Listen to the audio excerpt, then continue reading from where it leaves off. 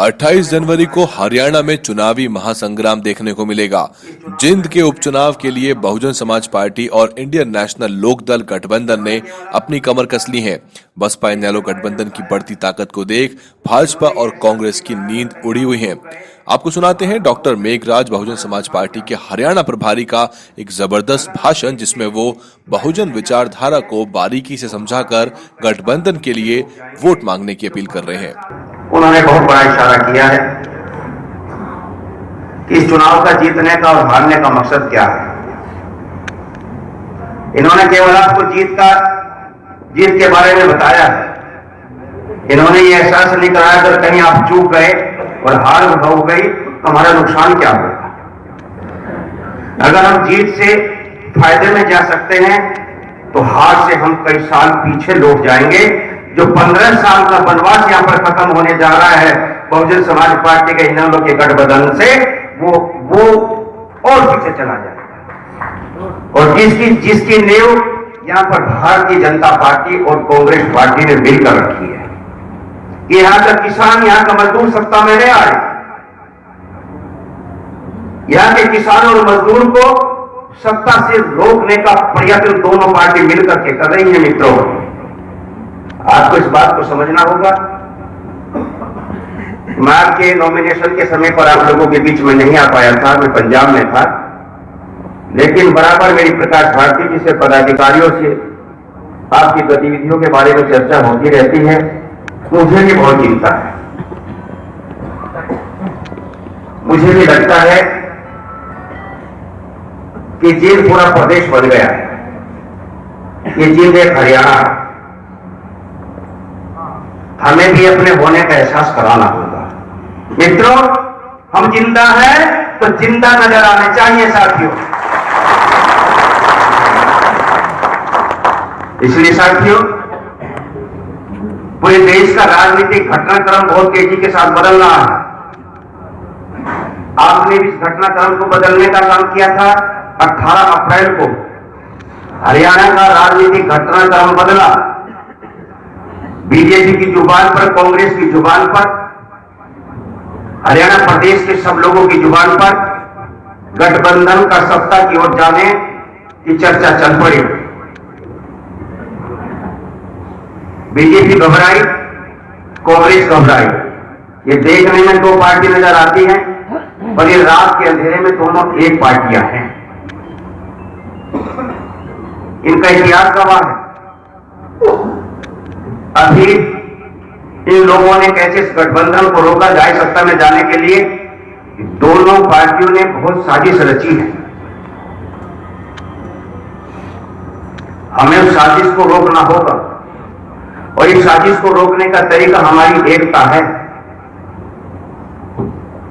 सम्मानित साथियों, भारतीय जनता पार्टी जिसकी केंद्र में सरकार है, जिसकी स्टेट में सरकार है, कांग्रेस पार्टी जिसने देश में लंबे समय तक राज किया, और वो भारतीय जनता पार्टी जो कभी ईमानदारी से चुनाव जीतकर आज तक सत्ता में नहीं आई, इसका इतिहास रहा है।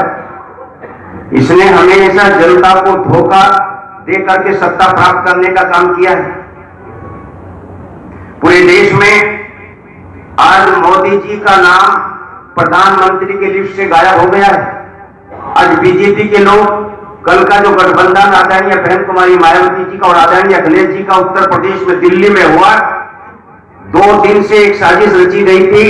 दिल्ली के रामलीला मैदान में फिर ये सपना, सुनहरा सपना देख रहे थे कि वहां पर 2 दिन का बीजेपी का सम्मेलन किया जाए।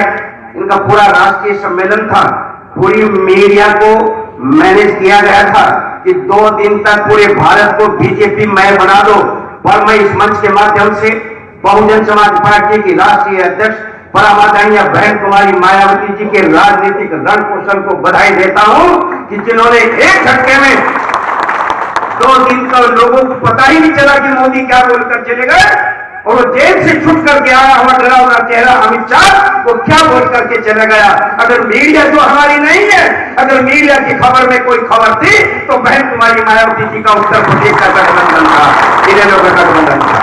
मोदी जी कहां गायब हो गए बीच में, और अमित शाह जी क्या गायब हो गए, पता ही नहीं चला लोगों को। मीडिया की सुर्खियां मोदी नहीं था, उनका सम्मेलन नहीं था।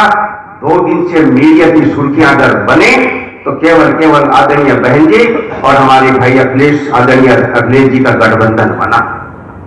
और मित्रों, कल अगर आप लोगों ने माननीय बहन जी का संयुक्त प्रेस वार्ता सुनी होगी तो उसमें माननीय बहन जी ने इस बात का खुलासा किया कि हमने कांग्रेस को इस गठबंधन में क्यों शामिल नहीं किया।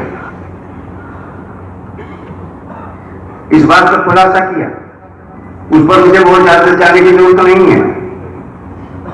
और बता दिया कि कांग्रेस पार्टी भरोसे के लायक पार्टी नहीं है, यह अपने गठबंधन को हमेशा खत्म कर देती है, इसका इतिहास रहा है। उसका वोट कभी ईमानदारी से ट्रांसफर नहीं होता। हमने गठबंधन हरियाणा में किया क्योंकि हमारी बहुजन समाज पार्टी का, हम नहीं कहते, ये मीडिया कह रही है कि पूरे देश में एक नेता आदरणीय बहन कुमारी मायावती जी है, पूरे देश में एक नेता, एक पार्टी बहुजन समाज पार्टी है जिसका वोट अपने नेता के इशारे पर 100% ट्रांसफर होता है, उसके साथ कोई कोताही नहीं करता। पूरे देश में मैंने ये भी महसूस किया, हरियाणा में एक अकेली पार्टी, जेनेलो पार्टी, आदरणीय ओम प्रकाश चौटाला जी की पार्टी है जिसका वोट अपने नेता के इशारे पर ईमानदारी से ट्रांसफर होता है। तो जब आप ईमानदार हो, हम ईमानदार हैं, फिर हमारे बीच में ये बेईमान कांग्रेस, ये बेईमान बीजेपी की जीत कैसे होनी चाहिए, मुझे बता दो आप लोग।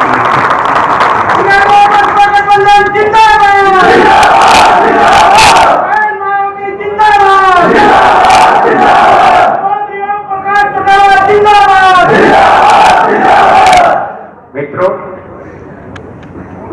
भगवान को हमने कभी देखा नहीं, ना हमें कभी मिले, सुना है, किताबों में पढ़ा है, और कुछ हरकतों से यह एहसास होता है कि कुदरत है, भगवान है। भारतीय जनता पार्टी की उल्टी गिनती का एहसास मोदी जी को हो गया। बिहार में नीतीश लालू जी के गठबंधन को तोड़कर नाफा गठबंधन नीतीश जी के साथ किया और उसके एक बेटे को इस परिवार से अलग करने का काम किया। का प्रभारी भी रहा हूं, मेरी बात याद रखना, अब की बार बिहार से नीतीश और मोदी दोनों की विदाई तय है। उत्तर प्रदेश में आरएसएस बीजेपी को मालूम हो गया था कि अखिलेश का और माननीय बहन जी का गठबंधन होने जा रहा है। इन्होंने अपने फ्रीज को मिटाने के लिए, अपने पैसे का गलत इस्तेमाल करने के लिए, अपनी ताकत का एहसास कराने के लिए अखिलेश जी के चाचा श्री शिवपाल यादव जी को उस गठबंधन को अलग से हटा करके एक पार्टी बनवा दी, जिसका कल माननीय बहन जी ने अपनी प्रेस वार्ता में चर्चा की कि अब भारतीय जनता पार्टी का श्री शिवपाल यादव जी पर खर्च किया हुआ पैसा भी उसके काम नहीं आएगा। ये चर्चा की मान्य। उसके बाद हरियाणा प्रदेश में हमारे गठबंधन को कमजोर करने के लिए ये दोनों पार्टियां एक हुई और हमारे जो वो बहुजन समाज पार्टी का तो कांग्रेस कुछ बिगाड़ नहीं पाई, इस गठबंधन को कांग्रेस तोड़ नहीं पाई। कोशिश बहुत की गई, दिल्ली में मुलाकात की, लेकिन माननीय बहन जी ने हरियाणा में अपने कार्यकर्ताओं पर भरोसा किया और कहा मेरा गठबंधन इनेलो के साथ हो गया तो हो गया और लंबे समय तक रहेगा ये गठबंधन। इसलिए साथियों, फिर यहां पर चौटाला परिवार को भी विभाजित करने की कोशिश की गई और किया, लेकिन हालात देखिए। मैं ये देख रहा था जब नॉमिनेशन यहां पर हुए, हालांकि हमारे श्री अभय सिंह चौटाला जी ने सारी बातों को बता दिया, पर मैं ये सुन रहा था यहां पर कि हमारी पार्टी के गठबंधन के सब साथी अगर मजबूती से लग जाएं तो हम चुनाव जीत सकते हैं। ये अगर शब्द क्यों आता है? अगर मजबूती से लग जाए, ये अगर शब्द नहीं आना चाहिए, क्योंकि साथियों जो लोग आपसे मुकाबला करने जा रहे हैं उनका वजूद तो है ही नहीं। बीजेपी की सेंटर में गवर्नमेंट, स्टेट में गवर्नमेंट और पूरी बीजेपी के पास गठबंधन के सामने चुनाव लड़ने के लिए कैंडिडेट नहीं है। उसको कैंडिडेट ले देकर कर कोई मिला तो हमारे गठबंधन के साथी इनेलो के पूर्व विधायक के बेटे में वो भी उसने विभीषण की तलाश की मांगा। इसके अलावा कोई कैंडिडेट नहीं। कांग्रेस पार्टी 8 घरों में बटी हुई कांग्रेस पार्टी एक गाड़ी में सब नेता बैठ करके सफर करके एहसास कराते हैं कि हम एक, उनके पास कैंडिडेट ही नहीं है। जो ऑलरेडी एक एमएलए है, पूरी कांग्रेस पार्टी ने गठबंधन के सामने यानी कि आपके सामने सरेंडर कर दिया, चुनाव लड़ने की हिम्मत नहीं आई। फिर राहुल भैया अपनी बाजू चला के बोले, भैया सुरजेवाला अब तू ही जल बचाओ तो कहां किया जाए। एमएलए पर मैंने बनाओगे कौन सा तीर मार दोगे भाई। खड़ा दूसरा व्यक्ति, इस देश में कोई अपने बेटे का नाम विभीषण नहीं रखता। क्यों नहीं रखता आप लोग हमसे ज्यादा जानते हो। तीसरे व्यक्ति को कैंडिडेट नहीं मिला तो घर के बेटे को ही अली का बकरा बना के इसी को लड़वा दो चुनाव। गठबंधन भूल जाए। लेकिन मित्रों, आज मैं बहुजन समाज पार्टी की अपनी मीटिंग करके आया। मैं कल ही रात ही 2 बजे घर से पंजाब से घर वापस आया और सुबह ही मैंने जींद आने का प्रोग्राम बनाया तो मुझे प्रदेश अध्यक्ष जी ने बताया कि हमारे इनेलो के लिए बहुत खास मीटिंग होने वाली है। हमने कहा चलो मुझे भी उनके पास जाने का मौका मिल जाएगा, आप लोगों से 2 बात करने का मौका मिल जाएगा।